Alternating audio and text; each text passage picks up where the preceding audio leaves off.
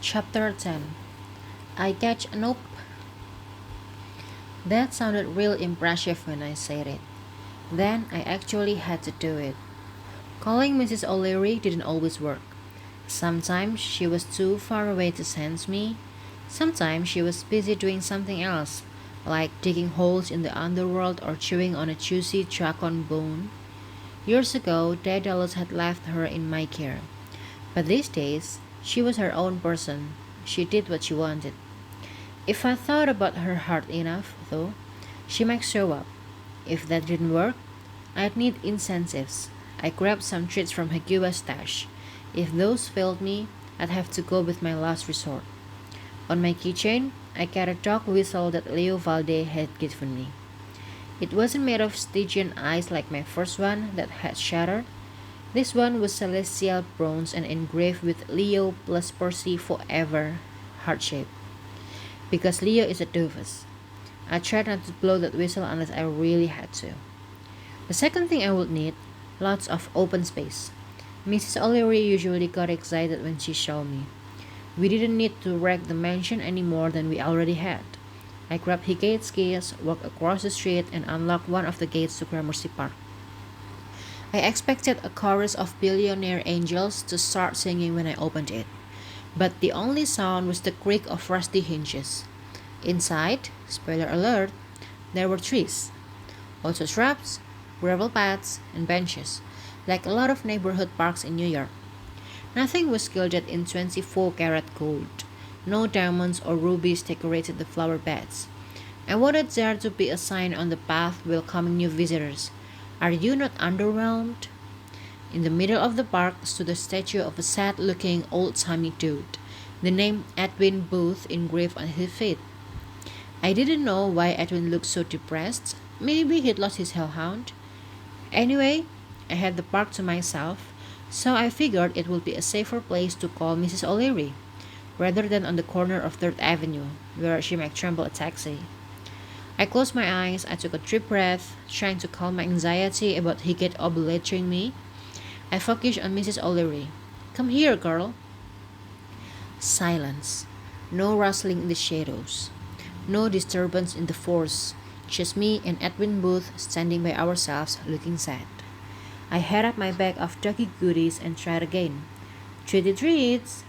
Still nothing. I wondered if Mrs. O'Leary was at Camp Jupiter in California, where she usually hangs out these days. If so, she was probably romping around the field of Mars, playing with her buddy Hannibal the elephant. I felt bad about calling to her, expecting her to shadow travel all the way across the country. That took a lot of energy. If she got here at all, she might arrive too tired to help me. Then I'd end up with a massive snoring pile of goodness. But I really needed her help. Reluctantly, I got out my whistle. I blew it. I couldn't hear anything because of the high-pitched sound waves or whatever. But the whistle's inscription lit up in rainbow colors. Leo plus Percy forever hardship. As I may have mentioned, Leo is a doofus. I thought I was ready for what would happen next. Somehow it still surprised me. A gust of wind ripped through the park, kicking up funnel clouds of leaves. The tree branches swayed, their shadows wove together across the gravel path, turning into a pool of darkness. And out of that darkness burst Mrs. O'Leary. A wall of furry black neon crashed into me, knocking me to the ground. She slathered me with kisses, which was like being wrapped in a wet sandpaper textured sleeping bag. I made a sound somewhere between a laugh and a crushed grunt. Okay, girl, I said. I miss you too. Thankfully, she always knew when it was time to stop so I didn't suffocate or die from a collapsed ribcage. When I got to my feet, I was covered in dog drool and fur, but I was grinning. I'd miss my dog. Yes, I wanted to go to New Rome University to be with Annabeth, no doubt about that. But I also felt like part of my heart was already there. I had good friends among the Roman demigods. My half-brother Tyson lived there, and Mrs. O'Leary spent most of her time at Camp Jupiter. She liked the food in the mess hall. She liked the elephant, she liked the whole package. Maybe I should write an application essay about that. I want to go to your university because my talk lives there. Or maybe not. Mrs. O'Leary gave me one more sloppy kiss across the side of my face. Then she started to sniff me, inhaling every scent I had accumulated since we'd last seen each other. She didn't seem pleased with my life choices.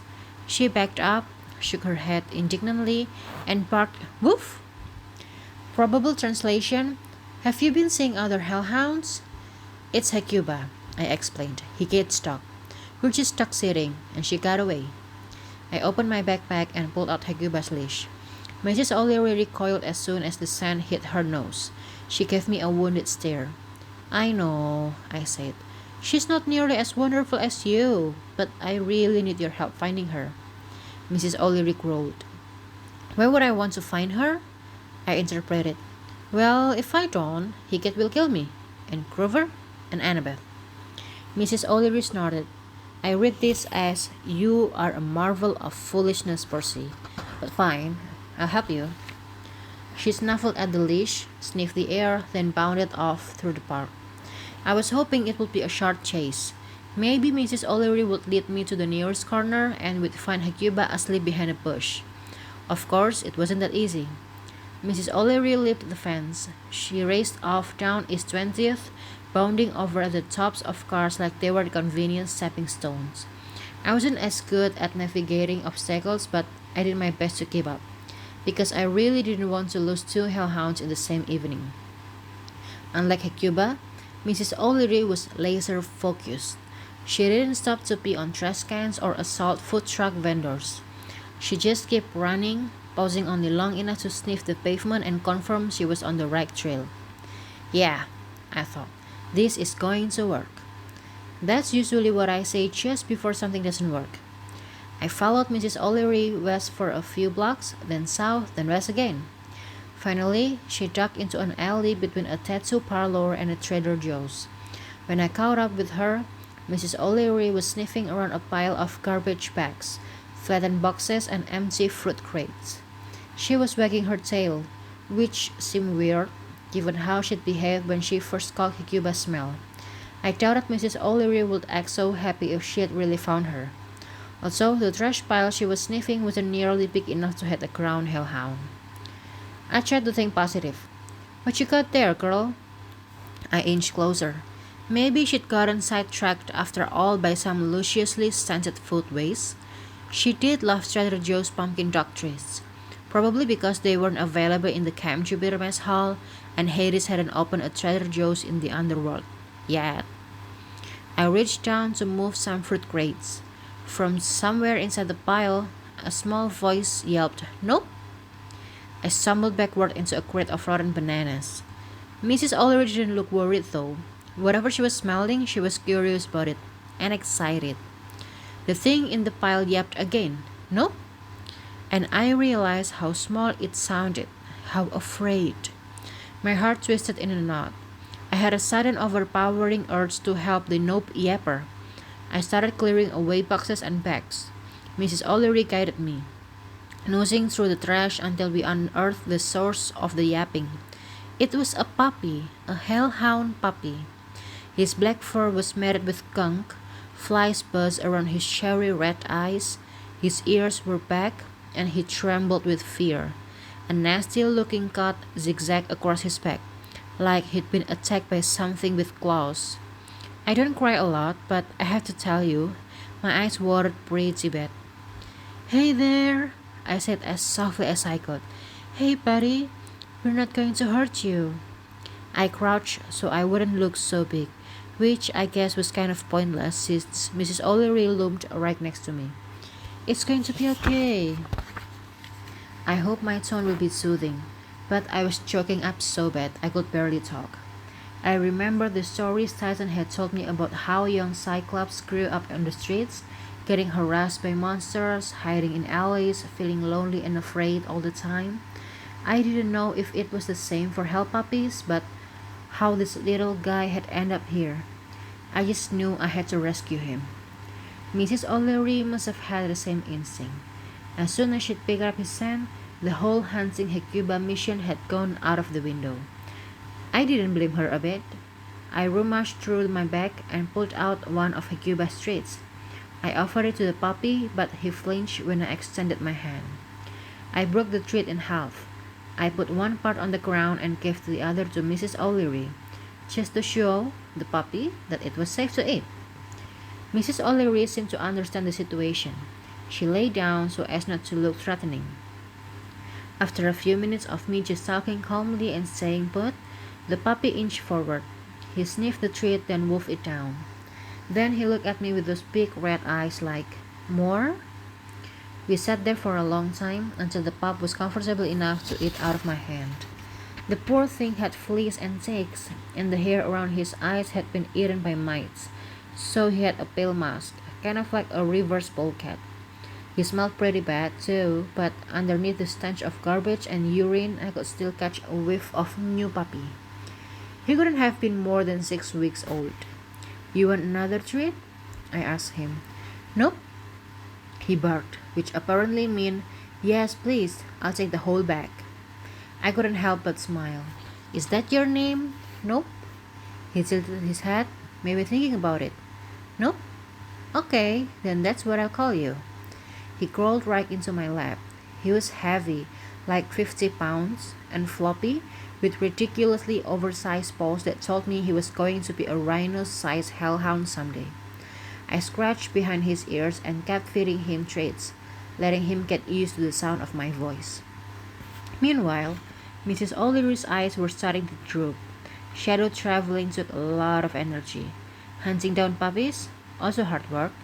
Now lying here calmly and hearing my soothing voice, my OG dog was starting to feel the snooze. "It's okay, girl," I told her. "You did great. Get some rest." Mrs. O'Leary grunted. She hauled up her massive body and circled around, making a nest in the flattened cardboard boxes. As soon as she lay down, she dissolved into shadows, leaving nothing but a hellhound-shaped depression. That made me kind of sad. She'd been with me for like 30 seconds, and now she was gone again. But like I said before, she's her own person. If she wanted to dissolve into shadows and reappear back at Camp Jupiter, all comfy and cozy in her usual giant doggy bed, who was I to stop her? "Nope?" asked the puppy. "I'm not crying," I said, wiping my eyes. The cat on Nope's back looked infected. I could feel his ribs under his fur. Hopefully, Grover would know some hellhound first aid. "You want to get out of here?" I asked Nope. "You can meet my friends. Have a nice, warm place to sleep. We'll get you all better." The puppy half-heartedly licked my hand. He was still trembling, but not as bad as before. I took that as yes.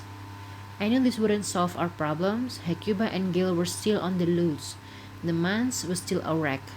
Hickett was still going to incinerate us. In fact, this was the most ADHD move I'd ever made in a career of ADHD moves. I'd gone out to find 2 missing pets and was coming home with a different dog instead. But anytime you can help a puppy, you should have a puppy. I picked up Nope as gently as I could, tripped him over one shoulder like a baby, and started back toward Gramercy Park.